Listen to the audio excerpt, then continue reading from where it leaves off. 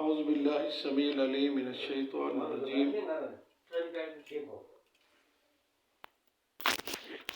من حمزہ ونفخہ ونفثہ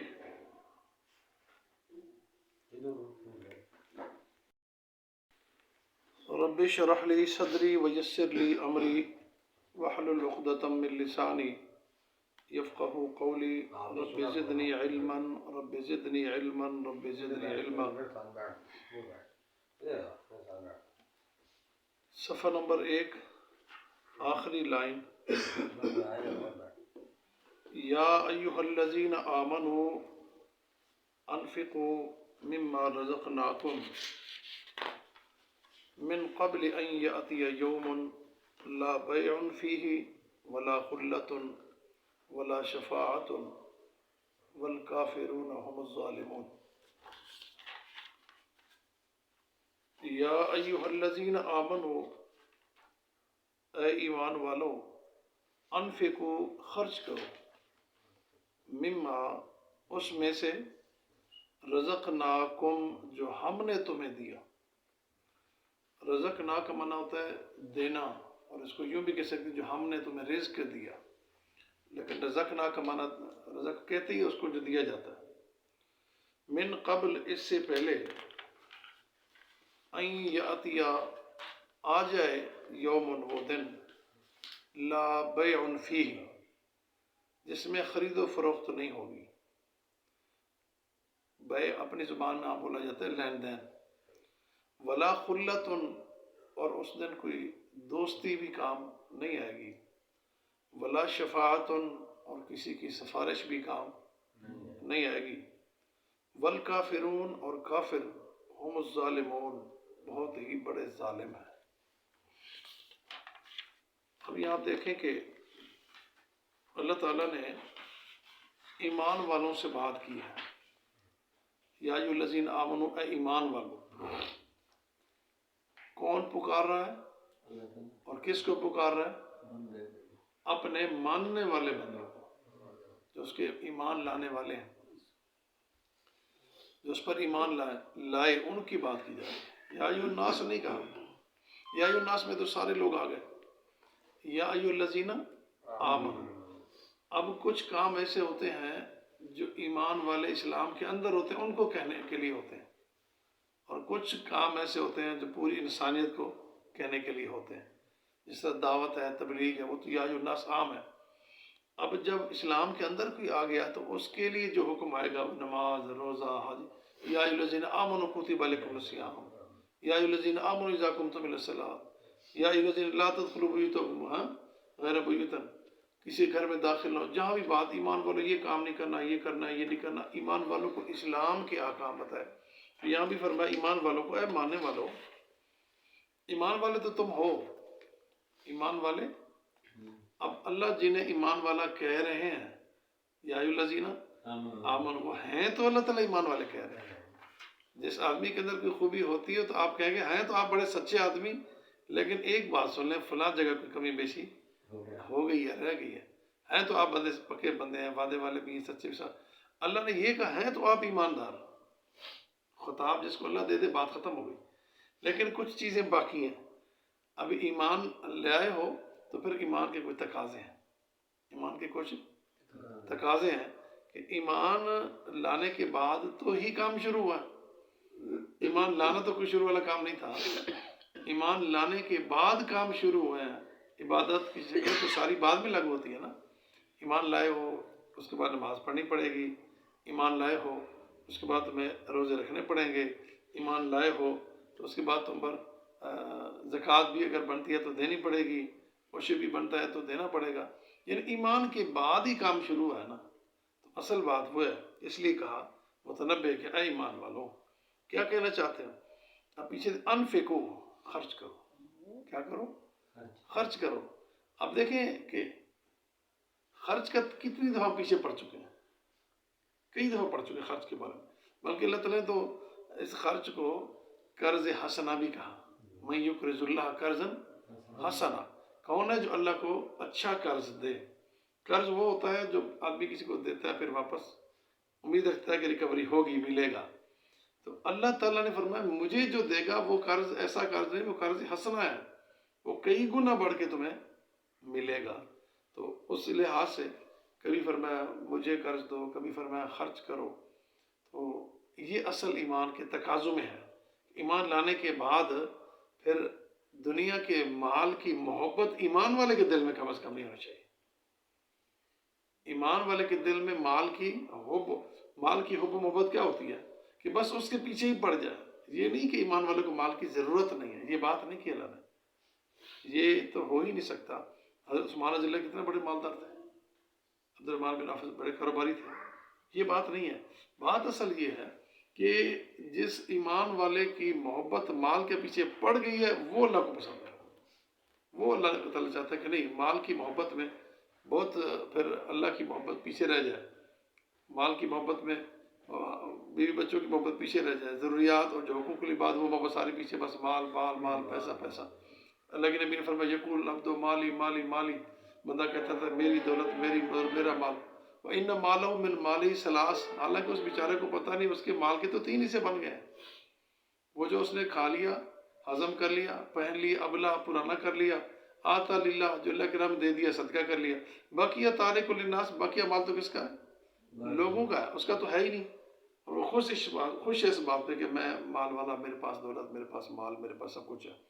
فرمایا یہ نہ کرو، اس محبت کو ختم کرنے کے لیے انفقوا خرچ کرو۔ اچھا خرچ کرنے میں پتہ کیا ہوتا ہے، انسان کی ایک طبیعت ہے نا، خرچ کرو کہ اللہ پتہ نہیں، اللہ کہتا ہے سارا دے دو۔ اب زکوٰۃ کا تصور لوگوں میں ایسا ہی ہے جیسے کمائیں ہم، محنت ہم کریں، سارا پھر آخر میں کیا کریں، اوروں کو دے دیں، یہ تصور ہے۔ اگر باریکی سے سمجھا جائے تو زکوٰۃ کا جو معاملہ اتنا آسان ہے، کچھ زیادہ بنتا ہی نہیں ہے، اور حساب لوگ کرنا چاہیں غور کریں تو اتنا بنتا ہی، ایک بندے کے پاس 7.5 تولے سونا جناب پڑا ہے یا اس کے برابر اماؤنٹ پڑی ہے، اور سال اس کے اوپر گزر گیا، اس کے بعد اس کو 40% دینا پڑتا ہے، 20-25-30 ہزار بنتا ہے تقریباً، اتنا دینا پڑتا ہے، تو اس لیے کچھ زیادہ اماؤنٹ ہے، کچھ زیادہ نہیں ہے، لیکن ذہن میں ایک ہے کہ نہیں یہ تو بہت زیادہ ہے، دینا پڑتا ہے۔ تو اللہ تعالیٰ نے لفظ کیا بولا غور سے دیکھیں، انفقوا خرچ کرو، مما، سارا نہیں کچھ، مما کا معنی کیا ہوتا ہے؟ کچھ دینا، کچھ، سارا نہیں دینا، میں سارا نہیں مانگتا تم سے، کچھ دے دو، اور کچھ بھی کس میں سے دو، رزقناکم، جو میں نے تمہیں دیا، تمہارا نہیں، وہ بھی کس کا ہے؟ میرا دیا ہوا ہے، اللہ کا دیا ہوا ہے۔ تو اللہ کہتا ہے میرے دیے ہوئے میں سے کچھ مجھے دے دو، قرض حسنہ دے دو، خرچ کر دو، اللہ کی راہ میں دے دو، کچھ نہ کچھ اس میں سے۔ اور پھر ساتھ بات یہ کی کہ اللہ جو دیتا ہے نا، ایک بات ذہن میں رکھیں، اللہ نے فرمایا مما رزقنا، جو ہم نے رزق دیا، اللہ کسی کو رزق حرام دیتا ہی نہیں، بندہ خود حرام بنا لیتا ہے، اس میں ایڈ کر لیتا ہے حرام، تو حرام بن جاتا ہے۔ اللہ جس کو رزق دے رہا ہوں، اب یہاں ظلم تو یہ ہو گیا معاشرے میں کہ بندہ یعنی ناجائز کما کے پہ کس میں ڈال دیتا ہے؟ اللہ کا دیا ہوا رزق، ماشاءاللہ اللہ کا دیا ہوا رزق بہت ہے۔ حرام کما کے کس کا نام، اللہ کے نام لگا رہا ہوتا ہے کہ اللہ تعالیٰ ماشاءاللہ رزق، اللہ کبھی رزق حرام نہیں دیتا، اللہ تعالیٰ کبھی رزق حرام نہیں دیتا، اللہ رزق حلال دیتا ہے، اور اللہ مانگتا بھی اسی حلال سے ہے۔ حرام اگر آپ کے پاس ہے، حرام میں سے دیں گے تو فائدہ ہی نہیں، حرام میں سے کوئی دیتا ہے تو اس کا فائدہ ہی نہیں ہے۔ ہمارے ایک دوست ہے، وہ میں نے اس سے کہتا تھا نا، تو اللہ کی راہ میں خرچ کرتے، دیکھیں جی یہ میرے وسائل ہیں، اس میں سے کوئی اگر حلال کا ہے تو ٹھیک ہے، نہیں ہے بھائی حرام کا سارا، پھر دینے کا فائدہ ہی کیا ہے؟ سیدھے اسٹریٹ فارورڈ، ہاں بالکل، دیکھیں جی ہے، اور واقعی ایسا ہی تھا، مطلب کہ کام دگڑ مگڑ جس طرح ہوتا ہے، دگڑ مگڑ۔ تو کہانی یہ ہے کہ جب بندہ اس لیول تک پہنچ جائے کہ جب میرے وسائل بھی ٹھیک نہیں ہیں، پھر دینے کی کیا ضرورت ہے؟ تو کیا اپنا اس کا حساب نہیں ہے؟ اللہ معاف فرمائے۔ تو اللہ تعالیٰ نے دیکھو نہیں شرط رکھی، مما، اس میں سے دو، کچھ دو، سارا نہ دو، اور دو اس میں سے رزقناکم، جو ہم نے تمہیں دیا۔ اور اللہ کسی کو حرام نہیں دیتا، اللہ حلال دیتا ہے۔ واللہ یرزق من یشاء بغیر حساب، بغیر حساب کے دیتا ہے، اللہ حلال دیتا ہے۔ بندہ اس میں خود حرام شامل کر دیتا ہے، اس کو حرام کر، اس کو کس طرح حرام کرتا ہے؟ اگر اس طرف چل پڑیں گے تو یہ ایک نیا باب کھل جائے گا، مثلاً کہ اس وقت رشوت تو میں نہیں لیتا جی، حرام نہیں، ٹھیک ہے نہیں لیتے، میں چوری کا بھی اس میں ایڈ نہیں کیا، ہاں نہیں کیا جی، بالکل یہ بھی ٹھیک ہے، کسی کے ساتھ خیانت بھی میں نے نہیں کی، اس کا کھا گیا ہوں، یہ بھی حرام نہیں۔ یہ جو تم نے بیٹیوں کو حصہ ہضم کر دیا، نہیں دیا، یہ کیا ہے؟ یہ بہنوں کو جو حصہ نہیں دیا وہ جی باپ ہوتا دے جاتا، ہمیں تو لازم نہیں ہے نا، والد صاحب نہیں دے گئے تو وہ جو مجرم ہے۔ اچھا بات یہاں تک پہنچ جاتی ہے کہ والد نہیں دے گیا تو اب حساب کتاب وہ دے گا، جی ہمارا تو کوئی معاملہ نہیں ہے، یعنی وہ والد ہی نہیں ہمارا، یعنی کنڈیشن ہے کہ اس وقت دے گیا، اگر نہیں دے گیا تو آپ کے پاس ہے آپ دے دیں، نہیں یعنی دینا بھی نہیں اور ڈٹ بھی جانا ہے تو کس طرح حرام ہوتا ہے؟ یہی فرمایا رزقناکم، جو ہم نے رزق دیا حلال میں سے دو، بس اللہ کہتے ہیں دو سارا نہ دو، مما کچھ دو، دو اس میں سے جو ہم نے تمہیں دیا۔ اللہ یہ تو وہی بات ہے نا، ایک بچے کو کبھی ہم کچھ چیز دیتے ہیں چھوٹی سی، کچھ چیز دی پھر مانگے نا بچہ کہتا ہے نہیں، ہم نے دی ہوتی ہے اس کو، پھر کہ مانگے نا بچہ نہیں میں نہیں دیتا، تو یہ کنڈیشن ہے کہ اللہ کے دیے ہوئے میں سے بھی بندہ دینے کو تیار نہیں ہے، اور اللہ کے حلال دیے ہوئے میں سے بندہ کیا کر دیتا ہے؟ حرام کر دیتا ہے۔ اگر کسی کا حق دبا گیا، حصہ بیٹیوں کو بہنوں کو دبا گیا، وہ تو ویسے حرام کر گیا، اگر نہیں دیا تو پھر بھی اگر اس انفقو سے ایک معنی یہ لیں، اس کا معنی اگر زکوٰۃ لے لیں نا، انفقو زکوٰۃ اس کا معنی بھی ہے نا، اگر زکوٰۃ مانگی اللہ نے کہ جو میں نے دیا اس میں سے زکوٰۃ دو، ایک معنی یہ بھی بنتا ہے، اور بنتا ہے تو بہت سے نے لکھا ہے باقاعدہ، اگر اس کا معنی زکوٰۃ لے لیں تو پھر تو سیدھے سے بندہ کافر بن جائے گا انکار کیا تو۔ یاد ہے جو اوپر صدیق رضی اللہ تعالیٰ نے کیا کیا تھا؟ ہاں، فرمایا کہ لأقاتلنکم، میں تم سے جنگ کروں گا، اگر اونٹ کی نکیل کی رسی کے برابر زکوٰۃ کا کچھ حصہ بنتا ہے تو میں نہیں چھوڑوں گا، کیونکہ زکوٰۃ اسلام کے 5 ارکان میں سے ہے، جو اس کا انکاری ہے وہ اسلام کا انکاری ہے، وہ اس طرح جہاد کروں گا جس طرح کسی کافر کے ساتھ کیا جاتا ہے۔ اس لیے یہ تصور کرنا کہ اللہ کے دیے اس میں سے اگر زکوٰۃ اس سے مراد لے لیں گے تو پھر تو ویسے بندہ گناہ گار ہو جائے گا، پھر تو بندہ ویسے ہی گناہ گار ہو جائے گا، پھر تو بندہ ویسے ہی جو ہے نا وہ گناہ گار ہو جائے گا۔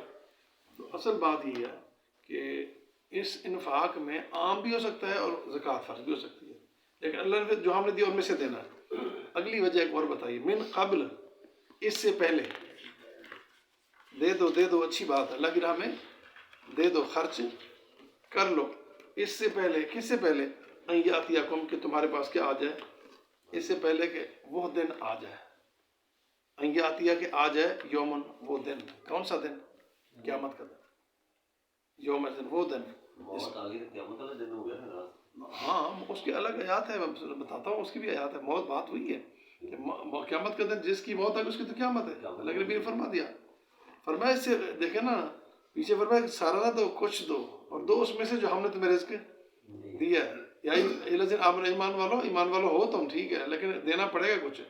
اب فرمایا کہ اس سے پہلے کہ تمہیں موت آ جائے یا قیامت کا دن آ جائے، اس سے پہلے دے دو، جب آ گئی موت یا قیامت پھر دینا نہ دینا کسی کھاتے کا نہیں ہے، پھر کسی کھاتے میں تمہارا لکھا نہیں جائے گا۔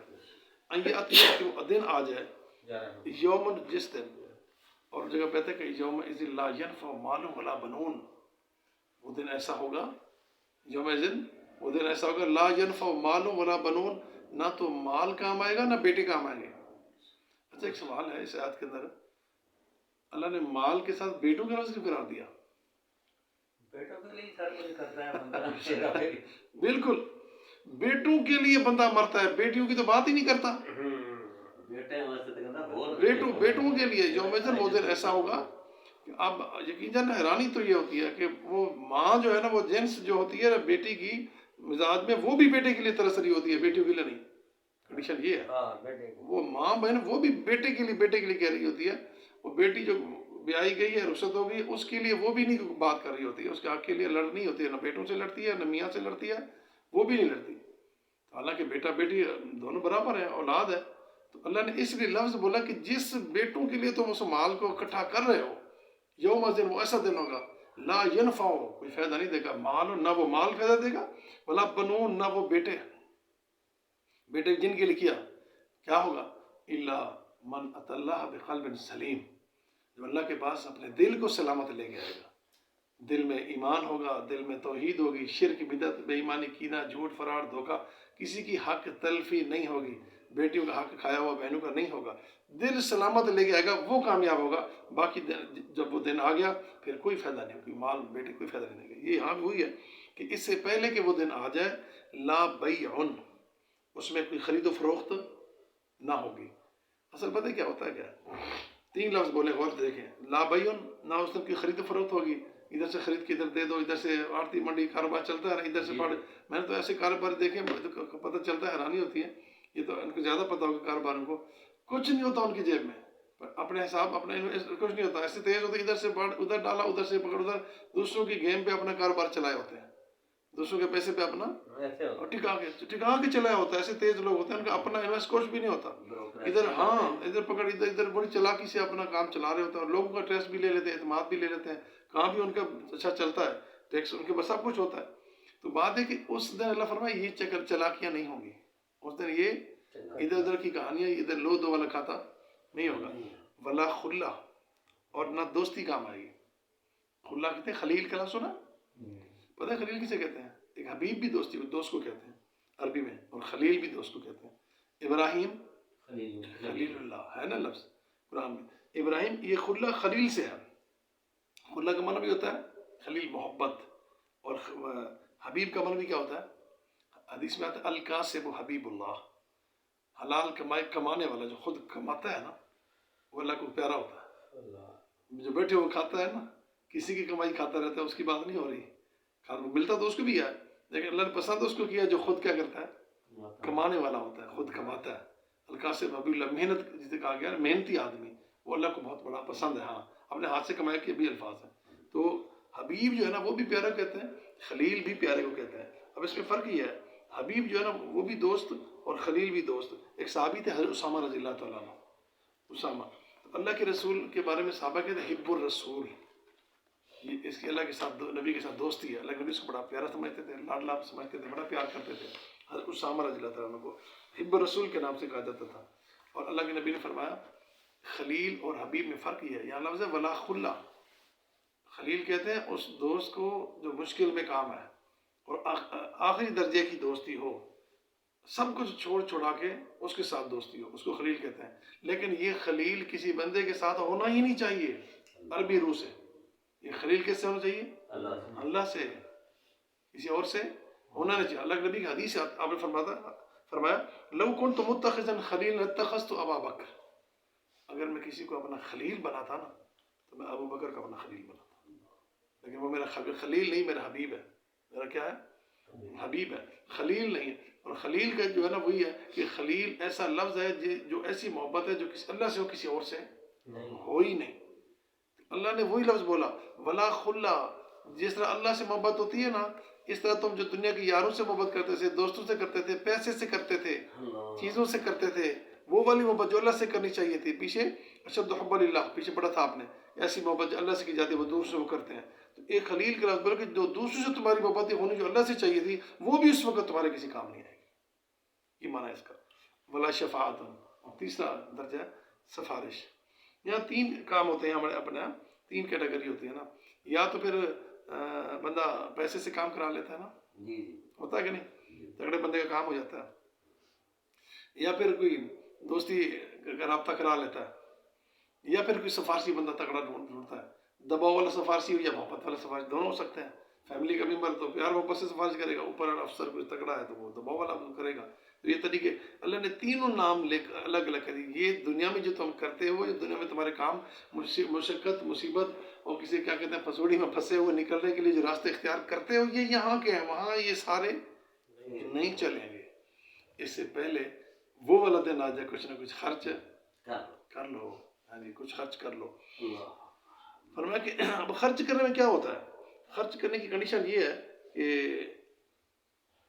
خرچ جو ہے نا انسان اپنی ذات پہ بڑا کرتا ہے، اپنے بچوں پہ، اپنے گھر پہ بھی بڑا خرچ کرتا ہے۔ اب دوسرے معنی میں یہ سمجھو کہ خرچ کرتے ہوئے انسان معذوروں پر، محتاجوں پر، فقیروں پر، مسکینوں پر، ضرورت مندوں پر بھی کرتا ہے، انسانی فطرت ہے بھی۔ چلو اگر خرچ نہیں کرتا تو دین کی تبلیغ، ترویج اور توسیع پر نہیں کرتا، بات سمجھیے؟ آپ کہیں گے وہ بھی تو دین ہے جو غریبوں میں کیا، وہ تو ضرورت مندی دیکھیے آپ کی انسانی فطرت آپ کے دل میں آگے کر دو۔ اس دین کو بھی ضرورت ہے خرچ کی، اس دین کو بھی خرچ کی ضرورت ہے۔ اس کے لیے ضروریات اسباب کون دے گا؟ غیر مسلم دیں گے، کافر ہندو یہودی عیسائی دیں گے، اسلام مذہب کے لیے وہ دیں گے۔ اگر اس سے پیچھے صحابہ کرام کے بارے میں جاتے ہیں تو صحابہ کرام جو اصحاب صفہ ہوتے تھے، بیٹھتے تھے آگے، پڑھتے تھے نبی کے پاس، وہاں ایج لمٹ بھی نہیں تھی، داخلہ سیزن بھی نہیں ہوتا تھا، سیشن 2019-22-23 وہ بھی نہیں چلتا تھا، جب بھی کوئی آ رہا ہے ایج لمٹ بھی نہیں ہوتی تھی. ہمارے سسٹم تو اپنے حساب سے ہے نا، شرعی اعتبار سے دیکھیں گے تو حیران جائیں گے. اگر کہ وہ کبھی تعلیم نسواں وہ شروع ہوا تھا، پتہ نہیں بالغاہ ہوا تھا، کیا ہوا تھا؟ ہاں ہوا تھا نا. ہاں تو یہ چیزیں ضروری ہونی چاہیے. ہم اگر یہ لمٹ میں فکس کر دیں گے، یہ دورانی ہے، یہ اس طرح کر دیں گے تو کافی لوگ محروم رہ جائیں گے. اس درس میں تو کوئی ایسا نہیں تھا، لیکن پھر خرچ کرنے والے آتے تھے. کوئی کھانا دے رہا ہے، کوئی گندم دے رہا ہے، کوئی جو دے رہا ہے، کوئی پنیر دے رہا ہے. ہاں جی، وہ آ کے سارے وہاں کس لیے کرتے تھے؟ اس لیے کہ یہ جو درس چل رہا ہے اس کے لیے ضرورت ہے. اب دین کے معاملے میں کنڈیشن یہ ہے، میں آپ کو اس بارے میں بات چل پڑی ہے تو بتا دوں کہ دینی ادارے جو کسی دور میں طلبہ جایا کرتے تھے، پرسنٹ ریشو جو ہے نا وہ 25 تک پہنچ گئی. جو 100% ہوتی تھی، 80% ہوتی تھی بچوں کی، اب وہ کنڈیشن 25 تک آ گئی ہے. لوگ بھیجتے ہی نہیں مدارس میں. طالبہ علم قرآن تدریس سیکھیں گے نہیں تو آگے کون کام آئے گا؟ آنے والی نسل میں کون کام آئے گا؟ دوسری بات، مدارس میں لوگ رکھتے ہی نہیں طلبہ کو. پہلے 300-400 طلبہ، آپ اسی روڈ پہ دیکھیں مدرسہ، اس دور میں آپ نے دیکھا ہوگا بہت پوری لائنیں ہوتی تھی، پورے جماعتیں نکلتی تھی باہر، لشکر طلبہ ہوتے تھے. آپ جا کے پتہ کر لیں. معاشی معاملہ اتنا نیچے جا چکا ہے کہ لوگ سپورٹ نہیں کرتے. دوسرا، ٹائٹ اتنا کم دیا حکومت نے، اتنا نظام ٹائٹ کر دیا کہ نظر رکھتے ہیں کہ کون ان کا ڈونرز کون ہے، پتہ کریں کون ان کو سپورٹ کرتا ہے. سمجھے؟ وہ اس لیے لوگ پیچھے ہٹ گئے. کام کس کا رکا؟ دین کا. رکاوٹ کس کام میں ہوئی؟ دین کی. اور اسی طرح آپ غور کریں کہ پرنٹنگ جو ہے قرآن کی، کبھی غور کریں، قرآن کی پرنٹنگ بہت نیچے آ چکی ہے. میں نے پہلے بھی ذکر کیا تھا اس بات. کتب اسلامی دینی کی پرنٹنگ پر نیچے آ چکی، کیونکہ مشینیں لوگوں نے لگائی ہیں، لوگ پی ڈی ایف میں لے رہے ہیں. سسٹم ہی ایسا متعارف کرا دیا گیا، کون پیسے بھرے، کون کچھ کرے، سارا سسٹم بلاک ہوتا جا رہا. سب جب یہ بالکل کس نے رکھنا، لاکھوں کی مشینیں کس نے رکھنی ہے جب کوئی کام ہی نہیں ہوگا؟ وہ تو نقصان میں. آپ مارکیٹ میں جائیں کہ جی آپ اس کو پرنٹ کرو گے جی 1000 سے نیچے تو ہم کرتے ہی نہیں. کتنے کاپی چاہیے؟ وہ 200 نہیں ایسا نہیں کرتے. زیادہ ہوتا کہ نہیں ہوتا؟ 200 ہوتا ہے نا. کیا بنے گا؟ اس پہ کون خرچ کرے گا؟ کس نے؟ انہوں نے پیسے دینے کو، غیر مسلم کسی سے کہیں سے. یہ مسلمان نے اس کی سیفٹی حفاظت کس نے کرنی ہے؟ مدارس کے علماء کے کردار کو دیکھ کے، اگر ہو سکتا ہے انسان ہے، کوتاہیاں ہوتی ہیں، ان کے کردار کو دیکھ کے اگر یہ سسٹم ہی بند ہو جائے، تاکہ وہ امین ذمہ دار چونکہ وہ ہیں، ان میں خیانت ہے، اس لیے نہیں، سسٹم بند نہیں ہونا چاہیے. علماء پڑھیں، دینی مدارس کھلیں، لوگ جائیں. فائنانشلی سپورٹ نہیں ہے، انتظام نہیں ہو سکتا کھانے کا، رہائشی طلبہ نہیں ہوتے، تعلیم کم ہوتی جا رہی ہے، کم ہوتی جا رہی ہے. یہ صورت حال تو اس دین